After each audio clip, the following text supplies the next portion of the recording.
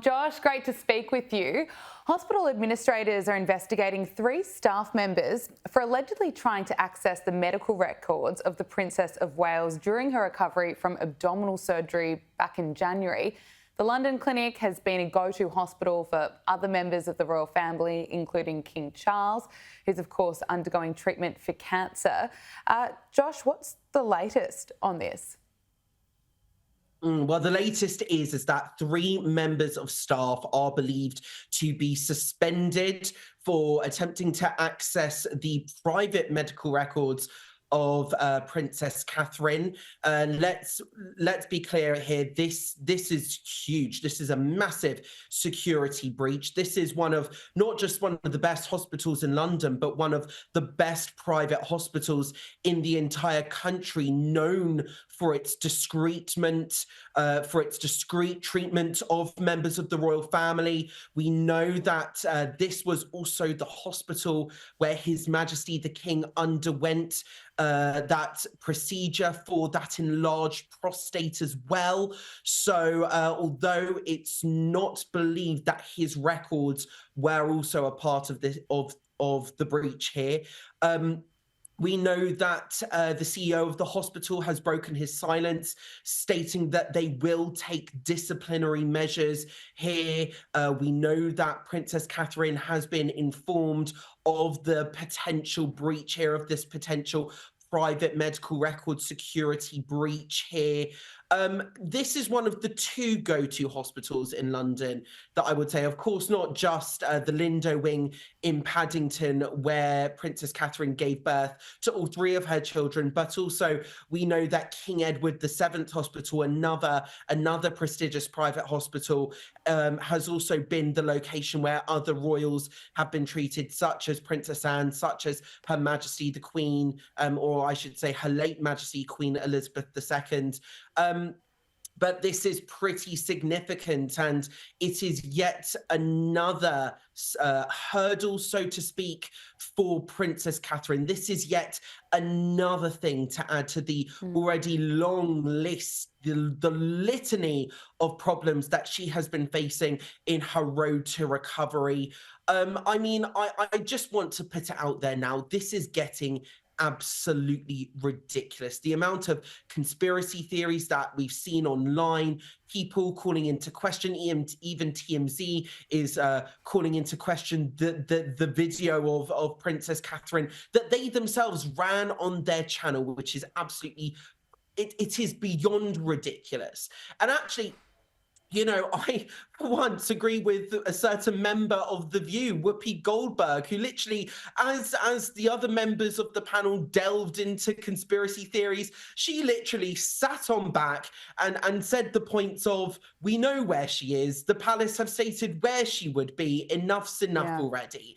And it's very true. The palace have said that she will not be seen until after Easter. They have said that she is at home in Windsor recovering. What more do we need? We've now had, alongside this video, we've now had 2 paparazzi sightings of Princess Catherine, one with her mum on the Windsor estates in a car, the other one in another car with her husband, Prince William, whilst going to an appointment before Prince William attended the Commonwealth service. That is on top of the video.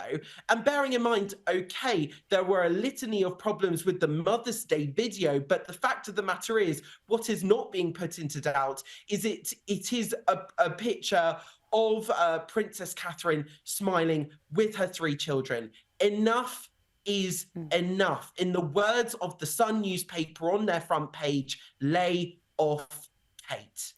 You really have to feel for Kate there. She's been the centre of this controversy. She's been the centre of conspiracy theories. And as you say, she's been cited recently. And now she's been the subject to a privacy breach when she's been undergoing abdominal surgery. It's certainly been a tough year for her. And we really need to keep the support behind her for when she does come out again and engage in those royal engagements. Let's just take a look at that video that was released by TMZ and The Sun just over the weekend, and it showed Princess Kate shopping with Prince William in Windsor. As you mentioned, the internet remains unconvinced. Josh, when do you think the world is going to calm down? I mean, the world will only calm down about this, I think. I mean, I hope the news cycle will allow the world to calm down, but I think they will. The only way that I think literally at this point in time, the only way that Princess Catherine can prove to the conspiracy theorists that nothing is going on is if she literally recorded a selfie video or appeared on television going, "I'm okay, please stop." And I'm going to be honest, that's not going to happen because, yes, although the palace may have or may not have handled this whole situation badly, especially when it came to the Mother's Day photo, if they do that, it will make them look like they're bowing down to the mob, to the demand of the mob, when it's very clear. They said, we're not going to be issuing any updates unless they're really significant. She's doing well. She is continuing to recover from her surgery. She is spending time with her family. That's what the palace have said. And if they bow down to the mob and succumb to any demands, it might make them look weak. So although yes, they may have handled this whole situation rather badly, I think it is actually understandable why the palace is taking the approach that they are taking. And it's exactly as I said to you earlier this week, Gabriella. You know, the video, it wasn't shot by a professional photographer. It wasn't even shot by a paparazzi. This was a video that was shot by someone at the Windsor Farm Shop that then that gave the video over to the media. So it was a grainy video. So even if it is as clear as day, but of course this is not, it's a blurry video. It's not going to be enough for the conspiracy theorists out there. The only thing that will satisfy their insatiable and quite deranged demand here for information is if Catherine herself either recorded a selfie-like video or appeared on television. And that is not going to happen. I don't think it should happen. Let her recover in peace. Let her spend this time out recovering with her family. We've seen that she's doing well. We've seen that she's out and about. We've seen that she's smiling. After looking at that video on the screen, I am more convinced than ever that it is indeed Princess Catherine. It's time to lay off, really. Yeah, absolutely well said. Let's speak about King Charles. He greeted 4 British veterans of the Korean War ahead of a palace reception to mark the 70th anniversary of the conflict. The monarch was pictured standing in the 18th century room as he held the audience at Buckingham Palace on Tuesday. Josh, what more can you tell us about this? Well, there were a number of veterans in the room. We're seeing on screen now the pictures released by Buckingham Palace to show that His Majesty the King, he's up, he's about, he's greeting veterans, he's smiling, he's engaged there. We see a group of 5 men in the room at one point. So he is seeing small groups of people as he's undergoing treatment for cancer. We don't know quite what cancer it is just yet, of course. But this is once again a positive development. We're seeing we're seeing His Majesty King Charles, I should say, up and about, greeting veterans, holding mini receptions. There was a reception held in Buckingham Palace afterwards by Princess Anne, the Princess Royal, and I believe Sophie, the Duchess of Edinburgh, as well afterwards as well, a much bigger reception, which we know that Prince Charles that His Majesty King Charles was saddened not to attend. But again, this is a very positive development. We're seeing pictures of him up and about, greeting, mingling, partaking in royal engagements. They might not be the most front-facing, they might not be public in terms of large crowds, but we are seeing him undertaking the business of state. So this is a very good sign. And it just shows His Majesty's devotion to serving the people of not just the United Kingdom, but also the Commonwealth. In his role, it shows that same devotion to service that his late mother, her late Majesty Queen Elizabeth II, showed in what she did. And we know that, bearing in mind, we know that she was working right up until the last days of her life. It's actually been reported by various biographers, even at her bedside when she died, there was a red box waiting for her. So, you know, we're seeing His Majesty the King really showing that true devotion to service as he is undergoing what may just be the biggest battle of his life right now. And it is brilliant to see him out and about, and we'll, of course, just like we're sending our best wishes to Princess Catherine, sending our best wishes to King Charles as well. Finally, Josh Rom, we've spoken a bit about the media buzz about Catherine, the Princess of Wales, and now there's more information. There's allegedly a photoshopping a second picture. This time it's of the late Queen with her great-grandchildren. What can you tell us about this revelation? Yeah, so this is a picture of Her Late Majesty Queen Elizabeth II with some of her grandchildren and also her great-grandchildren, of course.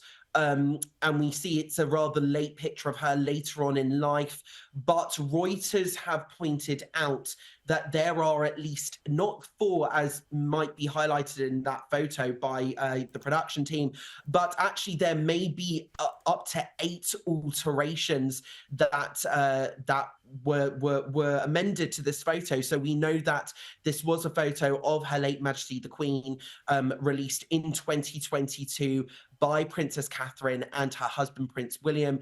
It said that this portrait was taken by Princess Catherine as well. And I mean, far from the conspiracy theories that we've seen on the internet, what this actually might show, this might actually show a pattern, not even by the palace, but actually there is a pattern that which stands up Princess Catherine's statement where she apologized for the confusion with the editing of the photograph, the Mother's Day photo, as you can see on screen, but actually the previous photo as well was reportedly taken by her and subsequently released by the palace.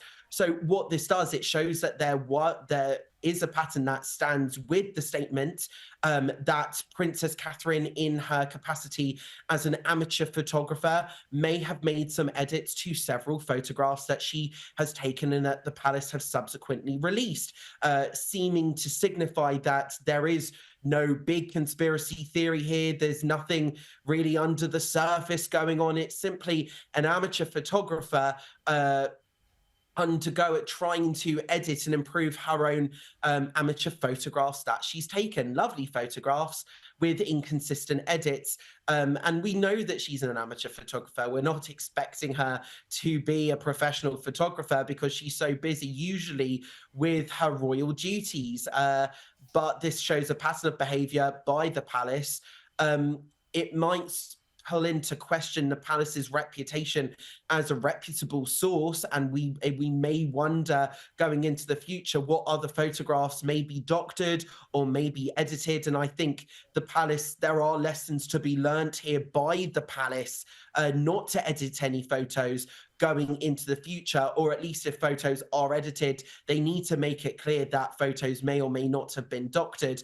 But at the same time, that might make them look slightly unprofessional, that they would want to put out doctored photographs. I mean, we are really living in truly unprecedented times here.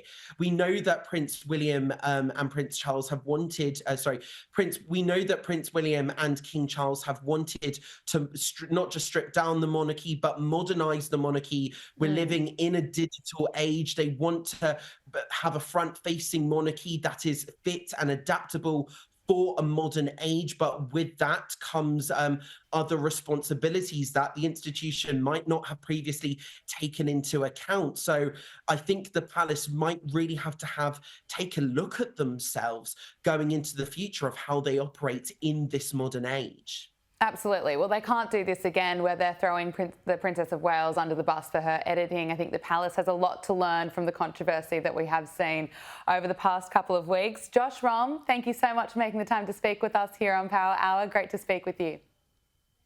Great to speak with you too, Gabriella. Thanks so much for having me as always.